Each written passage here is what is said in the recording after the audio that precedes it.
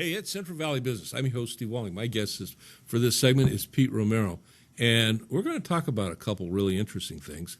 There's some things that were really interesting that we're not going to talk about. Maybe Pete will come back, or maybe you'll have an opportunity to see the movie that will address some of the things we talked about. Because we're going to talk about a movie, but we're also going to talk about a really awesome concept, a website that supports and I don't know, would you say it markets or it supports? How would you describe this website, Pete? My website is Hispanic Athletic Bios. Right. Promotes Hispanic athletes to the level that they become role models, and our goal would be to expose young people to the Latino role models and also to promote education. And you know, one of the things that I did say before we went on camera, this, I was talking about the movie, but this website is very timely. In the world today, like locally here in the Fresno area, you got a fairly substantial Hispanic population that has provided some world-class athletes, and I won't include you in that. You can do that for your own self. But and oftentimes they're not known here, and so the role model position that they can play, because people there's an affinity for someone that's like me, whatever that like me is. If I'm Hispanic, it's nice to have Superman and all this stuff, but it's even better to have someone that I can relate to on my level as Hispanic that is a Superman and whatever that is, or an athlete or a scholar or an author, an artist or whatever. But you're working with Hispanic athletes, and you said you started off here just in kind of the local area in California, and then it got a little bit bigger, and then a little bit bigger. Then you're international now. Yes. Awesome. Yeah, I went from California Hispanic to United States, and then I realized that there was a great amount of world-class athletes, and I thought that they should be in the same group of role models. So now it's international, and it's 7 years old, and I get over 2 million hits on the web every year. Now, from all over the world. Yeah, people are interested. I'd like to get 2 million hits. No, that's awesome. Okay, so you catalog or biograph these young men and women. People can come, they can learn about, be inspired by. What else does that website provide? All right, so one of the things that comes to mind, I happen to be a young Hispanic athlete, that I'm an up-and-comer. Is that like a place for me to want to be for personal marketing type of thing? Well, for one thing, if you are a Hispanic athlete and you want to raise to the next level, what is the next level? Well, you read my website, and then you find people that are global, world champions. I was telling you earlier that there's a kid in Cuba who jumped 8 feet at the World Olympics, and no one in humanity ever has jumped 8 feet. Oh, I did once when I stepped on a rattlesnake. No, no. I mean this guy 8 feet. 8 feet. Yeah, that's the world record. He has it, and no one in our Earth has ever jumped that high, but he has. That's awesome. So yeah. But you were telling me there's a young man that over here that has run what's it, 140-mile foot race, not once but twice. Yes, there's a fellow in Madeira. Okay. Who won the it's called Badwater, and it's a 150-mile ultra marathon race, and he won it twice, and he lives down the street, and no one in this area ever recognizes him. I wouldn't. I think he's in world record and Hall of Fame all over the world, but not here. All right, Pete. That brings up that topic that we have local world-class athletes, and local we can include, let's say, the state of California. Yes. That are unknown, to the Hispanic community To the sports community, oftentimes, and a lot of what we're talking about is track and field, Yes. but not necessarily. No. And track and field used to be a staple at the college level, and for the most part, it's gone. Pretty much And they've, gone, They've yes. pretty much marketed them themselves out of the market, so to speak. But there are many young men and women that compete in that. That they need to have some place. Some place to, if it's not the university, I want to continue in whatever my particular sport is. I need some place. And if I happen to be a young Hispanic person, in my mind anyway, I'm thinking one of the places that can provide that someplace is your website. Exactly, because some of the people that follow me or my stories, some of the times they'll interact with each other. Right. Yeah. So there's, information. Now, here's the deal. We agreed we're not going to talk about your story because you have other things you want to. I mean, we're going to talk about the movie, but you're going to come back and you're going to talk about your story because that in and of itself can be inspirational for young men. That, I would like to do that, sure. Because you managed to transcend the issues of the local community here and move to a world class level. Okay, I mean the guy sitting next to me, yeah, he's kind of good, and we're going to talk about that, but not today. Other than all right, so we got the webpage, but we got a bio that you just completed the screenplay. Leading to that, I wanted to touch on the fact that a coach from Fresno State, which I won't name, told me, "Why are you doing that? Why are you doing Hispanic bios?" Mm-hmm. And he goes, "Everybody should be on the same playing field." And I said, "No." I said, "No, we're not on the same playing field." I said, "When I was a kid, I said, if you knew the football coach and your dad drank beer with him, you played football. But if you didn't know that, like my dad barely spoke English, you were not going to play football. That's just the way it is." And so, no, we're not on the same playing field. So we get local guys like Tom Flores, okay?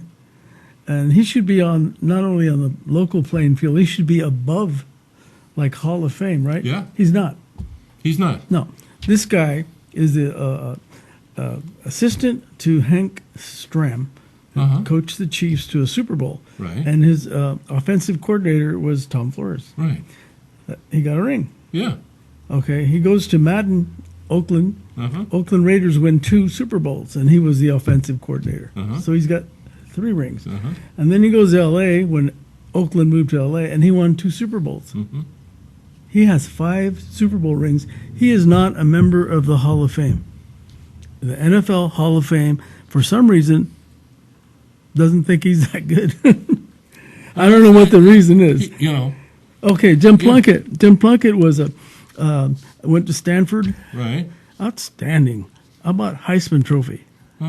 Okay, he wins the Heisman Trophy. It was the biggest honor you can win in sports. In college football. Yes, and then he goes and plays back east, and he first year NFL Rookie of the Year. Okay, well, he gets hurt. He gets beat up a lot. And then he ends up with the 49ers, and he doesn't play much. He had 14 surgeries. And then Flores, when he goes to L.A., picks him up. And he quarterbacks 2 Super Bowls, and he is the MVP of each Super Bowl. Right, I remember that. He's not in the Hall of Fame. Now, go figure. Yeah. So, so are we on the same playing field? No. We have Ron Rivera, who is the coach of Carolina Panthers, head coach.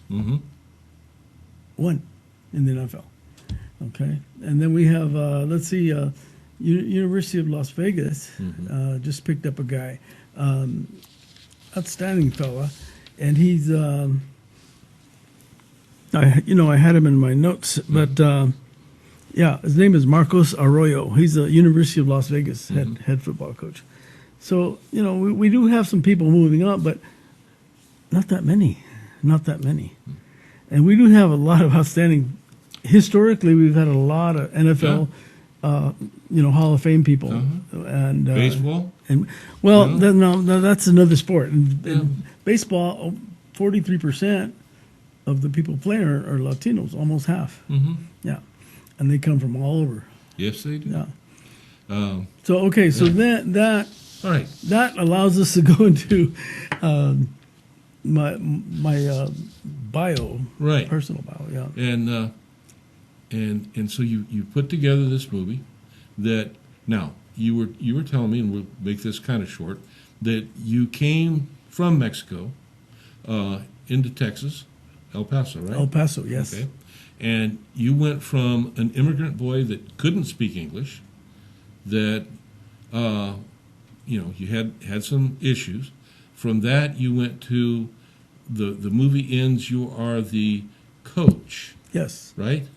Of I'm 24 years old, 24 years and old. I coached 2 years at the high school level in El Paso, Right. at Bel Air High School, Uh-huh. and we won the Texas State Championship. Right. We did so great that Clovis hired me. Yeah.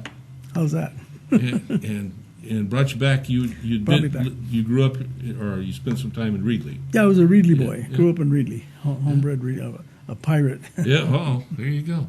Well, I guess it's so the that's your story. the audacity of a kid like me Mm-hmm. who had to cross the border and learn a new language, new culture. Mm-hmm. I was little. I got teased a lot, Mm-hmm. and my name was Pedro. Right. That I got teased a lot. Mm-hmm. In third grade, my teacher changed my name to Pete Mm-hmm. Romero, Right. and it looked like it seems like the teasing, the bullying went away Mm-hmm. some, yeah. And so from there, I like any kid, you struggle to get identity, and you find something, and what I found was running, and And you were pretty good. well, I had some natural ability. I had a great coach, and great desire. Yeah. And it got me through school, and that was my goal. Find a way to pay for the university. Right. And so running was the ticket. People ask me about Olympics. Uh-huh. Oh, the Olympics, the gold medal. I said, I just don't want to pick grapes. Yeah. They said, what do you mean? I wanted to get out of the fields. We're migrant, Right. immigrants. I don't want to be that. I want to go to school. I want to be able to live the American dream. Yeah. And so you did. I did. Yeah. Yeah. Yeah. And I had a lot of obstacles, and later we'll talk about obstacles because I did. Well, okay, I'll give you one obstacle. At Okay. 15, my father says, "Okay, Mr. College boy, you got to quit school." I said, "What?" Yeah. He said, "You got to work. Yeah. You live here. There's 9 kids. I need help. Mhm. You need to help me." Mm-hmm. And I said, "Oh no!" I said, "I'm going to go to school. I'm going to get a scholarship." And he says, "What's that going to get you?" And I said, "I'm going to get a degree. I'm going to live better." And then he said, "Well, if you're going to live here, you have to quit and come to work." And I said, "No." And he said, "No." And he got my clothes and he put them in a sheet, and he walked out to the front, grabbed me by the collar, walked me out to the front lawn, and said, "Good luck. Get out of here." Did your dad live long enough to see you be successful? He lived long enough, and we didn't talk for about 5 years. And then after I got hired for Clovis, I came back, and so we reconnected. And then I realized he's a foreigner Yeah. in a foreign country. How would I do it if I was a foreigner in a foreign country And with, you're struggling. with kids? And yeah. And you don't know the language, No. and those people don't know your language. Yeah. How would I do it? So I thought, oh, that's how they did it. Yeah. They had 4 or 5 kids working, and the son did well. My dad had apartments. He had a business. He did very well for himself. Yeah. Looks like his son did pretty good. Too. Yeah. So anyway, what came out of it was the fact that he got old, Yeah. and I live 3 blocks from here, and I have a large home in the tower, Mhm. and I made a bedroom for my mom and dad, and they lived their last days there. So I still help my dad. There you go. Yeah. All right, Pete, listen. That website again is what? It's Hispanic Athletic Bios. Hispanic Athletic Bios. I Google that, I can find it. Yes. And I look forward to. Do you have a name for the movie? It's Racing the Sun. Racing the Sun. So we'll look forward to that. But I want you to come back. We'll talk a little bit more. Into as we said before we went on camera. In our culture today, there's a lot of stuff going on, and identity plays, and can play a large role. Sure. But it's important.